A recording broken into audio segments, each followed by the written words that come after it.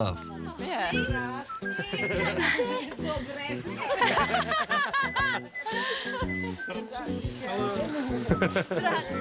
Have a seat. Well, sit down. Come sit down.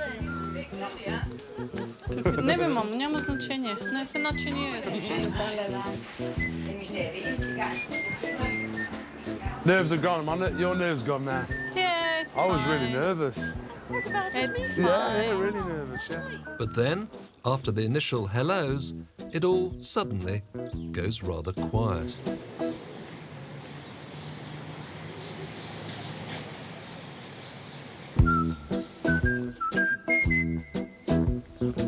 Oh dear, this is exactly what Mimi was worried about.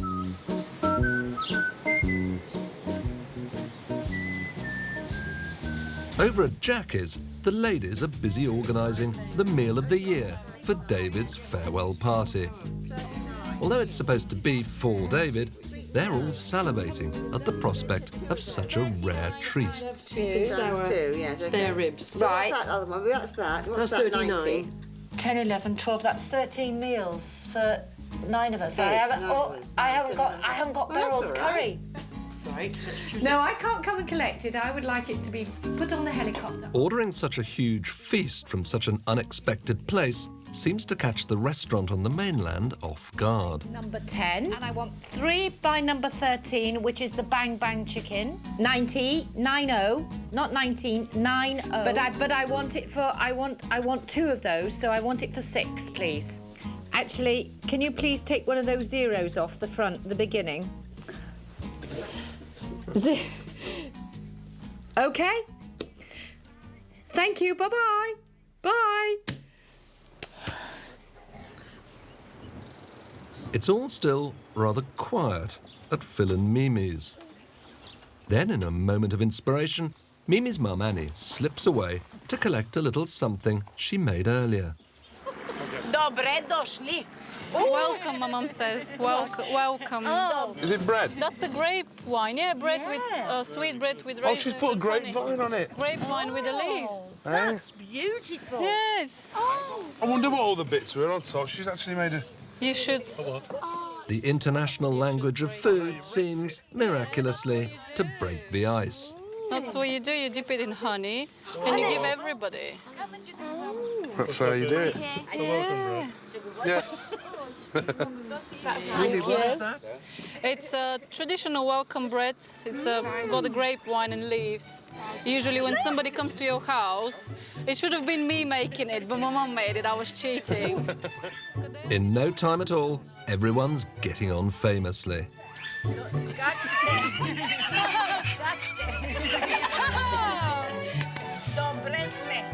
That means we well. Ideal. Ideal, idealno. My name is Annie.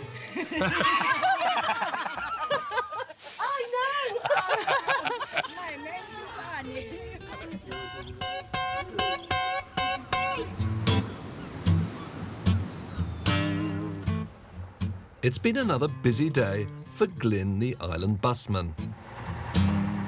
Each evening, he takes his famous bus down on the little industrial estate on St Mary's, where it's stored overnight. Today, though, he's preoccupied by some very bad news about the band. Glyn, how are all your preparations going for the gig? Not so good. It's a bit depressing at the moment, I must say. It's Well, what's happened? the practice that we had a couple of nights ago didn't go that well.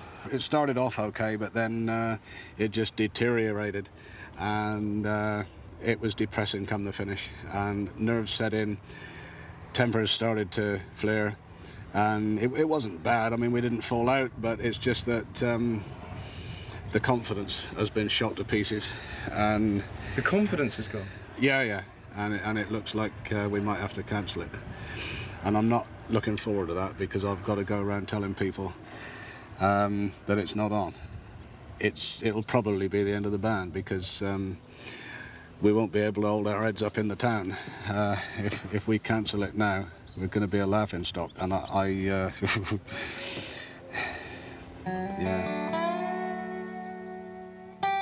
Glyn's only got a couple of days to win around the waverers. If he can't convince them to play, the gig will have to be cancelled. The club's organised everything. If we don't do it, I personally think we're going to end up looking bigger idiots than we would make of ourselves by messing up a few chords. OK, mate, see you soon. Bye.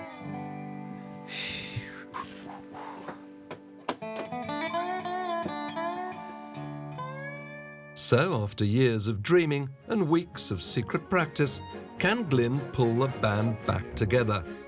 Or will the debut of Delusions be the kind of disaster they'll be talking about on Silly for years to come?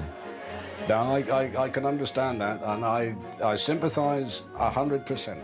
Also in the next programme, Heike the Vet reveals an extraordinary piece of correspondence which could change her life forever. I'd like to confirm that you're as beautiful as I imagine. My heart and thoughts are with you always. Much love, Moon. And the last days of his time on Silly couldn't be busier for the Reverend David Easton. David's not only got to complete his book on Silly's history, he's got to find a publisher too. I mean, it's never going to be a world bestseller up there with Catherine Cookson or anything like that, but, you know.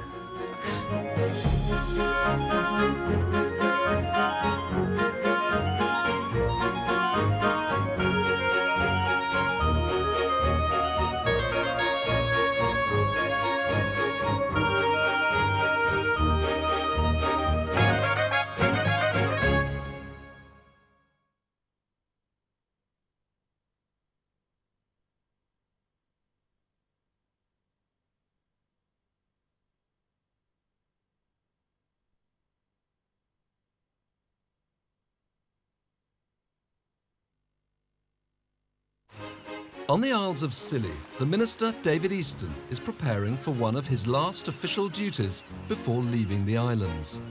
It's part of the life of the church. It's not something you just do on your own in a private house or somewhere else. It isn't in the church building. Yeah.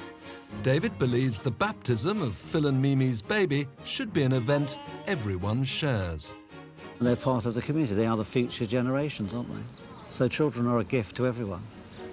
Meanwhile, preparations are in hand for David's big farewell party. The ladies have hatched a plan to fly over a special treat for the minister from the mainland. Otherwise, I really like Bang Bang Chicken, actually.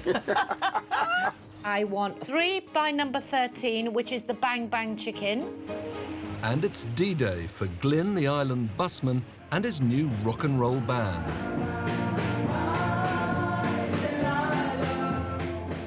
But with their first public gig just a few hours away, it seems some of the guys are losing their nerve. If we don't do it, I personally think we're going to end up looking bigger idiots than we would make of ourselves by messing up a few chords.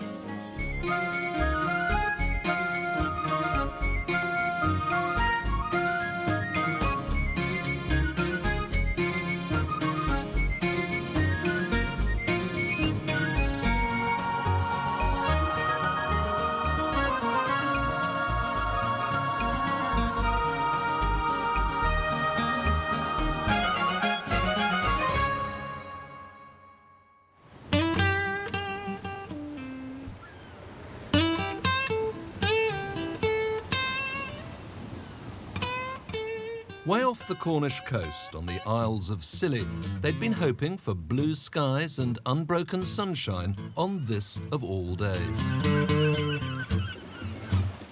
He doesn't know it yet, but for weeks the islanders have been planning the mother of all farewell parties for their Methodist minister, the Reverend David Easton. It's to be held in a very prominent position down by the harbour on the green. But with damp, overcast skies, things are not getting off to a promising start. We've got 3 lengths of poles, A, B, Up at their small holding, Pam and Steve Manning are in charge of the marquee. Because the parties are secret, planning has been a bit of a nightmare. Of course, we don't know how many we're going to get We've got food provided for hundreds. We thought we'd better go up to 500 perhaps, where it might be less. And when it looked cloudy this morning, Steve and I said, oh, please don't let it be a flop and nobody come because it's... Oh, look, there, see? That is going to be good, Steve. So we thought, we hope they come in their hundreds because we got masses of tea and loads of scones and cakes, so it doesn't matter. If it's hundreds, that's the measure of the man. We hope lots come. Right. Pam and Steve are hoping that the burst of sunshine is an omen for the rest of the day. The turnout for the minister's party will be a very public measure of the true esteem in which David is held.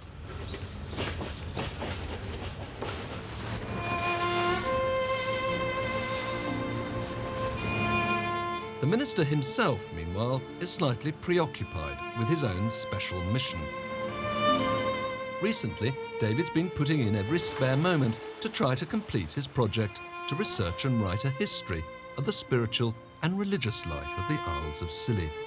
And today he's visiting the beautiful but now uninhabited island of Samson. These are some of the ruins of the houses that were on Samson, because Samson was occupied up till about the 1850s, although it had been gradually being depopulated. I mean, in the 1830s or 40s, there were only about 30 to 40 people here. And it must have been pretty tough. I mean, on a day like today, it looks fabulous, but you imagine in the winter, scraping a living from here. I mean, they were the poorest and most degraded, I suppose, people on Scilly. David believes that it was the islanders' deep religious conviction that underpinned their will to survive in what could be appallingly bleak conditions. Often the only record of the lives of the poorest islanders came through their priests and ministers, who were amongst the few locals who could read and write. Someone like me who's interested in history, a bit of an historian, I do find these things quite moving, quite, you know, well, they're evocative. They evoke a former age and the people. You wonder what their lives were like and who was born and lived and died here. And, you know, it's just, it is really quite, yeah, it's a moving experience, really.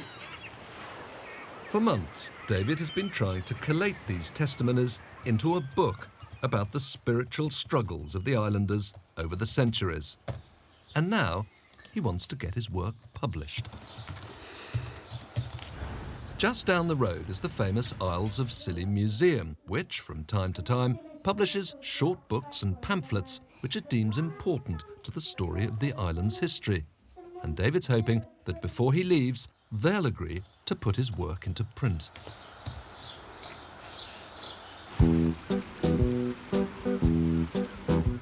Down on the green, the team are hard at work with the preparations for David's big party. We've got pegs here.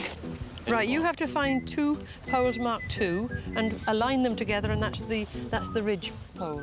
Because they've no idea how many people will turn out, they've had to borrow an extra marquee from the girl guides. That's another one, isn't it? But with no girl guides around to help, they're struggling. A sudden sea breeze isn't exactly helping. Oh, for goodness sake, this has been the story of our lives this morning. It's rather windy. And as you can see now, the tablecloth isn't staying on the table.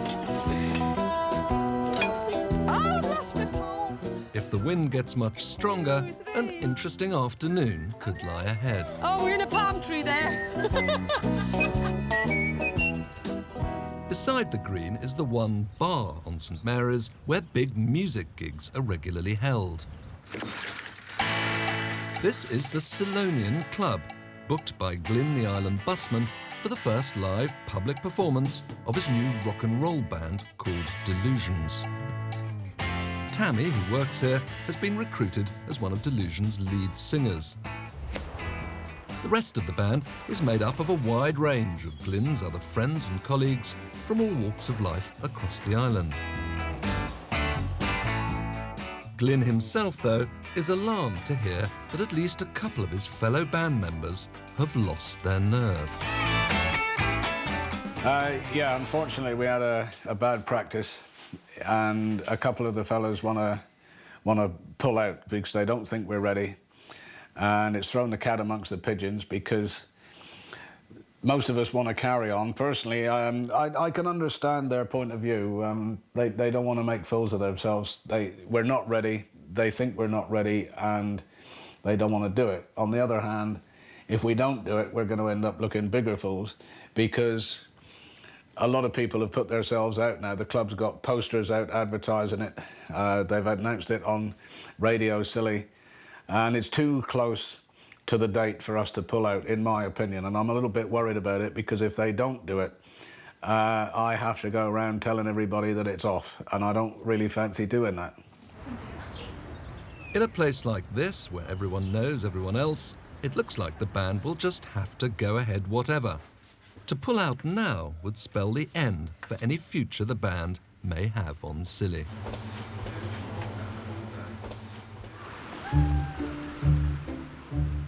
Back on the green, conditions are perfect. The crowd is beginning to gather.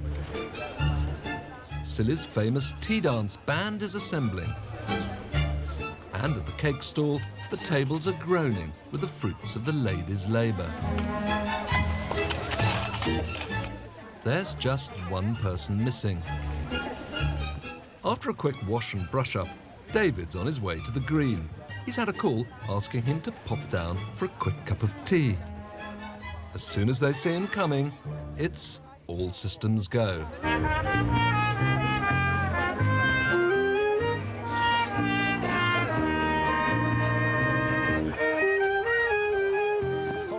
David's clearly surprised and delighted that so many people have turned out to show their gratitude and to wish him well.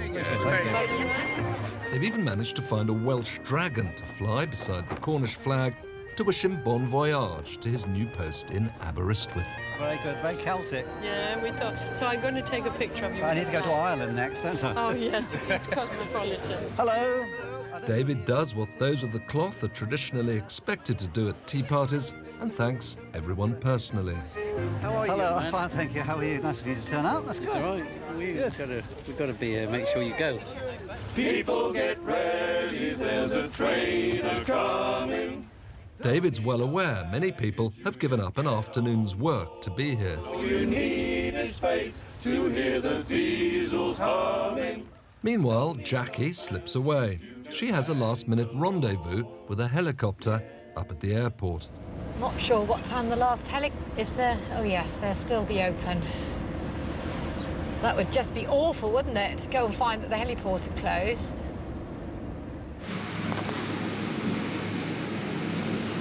Can't see it. I'll have to go into the office a minute.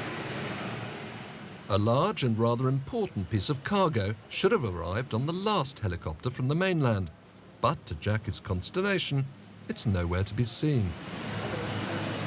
Don't know if there's anybody here. If she can't find it, Jack is in big trouble. Yeah, yeah, yeah.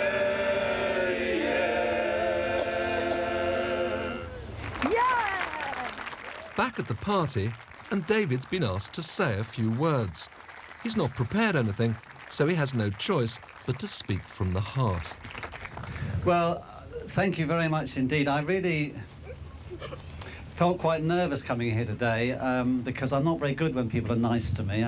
I don't mind being nice to other people, but when you're nice to other people, you're in control, aren't you? When people are being nice to you, it's shoes on the other foot, and I find that quite difficult. But I do appreciate very much, more than I'm able to say in words, what my time on these islands has meant to me personally, and how much I've gained from that experience and that time.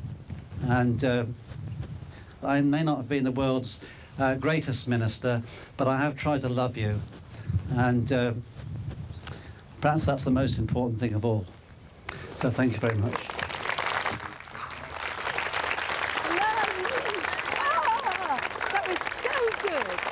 Well spoken, David.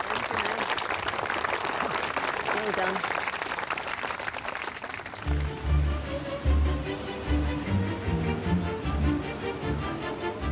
Up at the airport, Jack has at last found what she's been waiting for.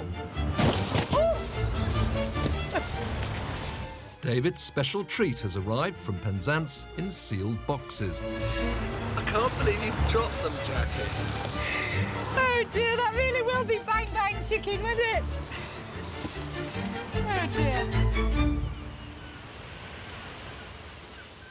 The Chinese meal has taken a lot of planning, time and money to get over to the islands. Oh, I hope this one's going to be all right. Oh, relief. Fortunately, it all seems to have survived the long journey and the tumble perfectly intact.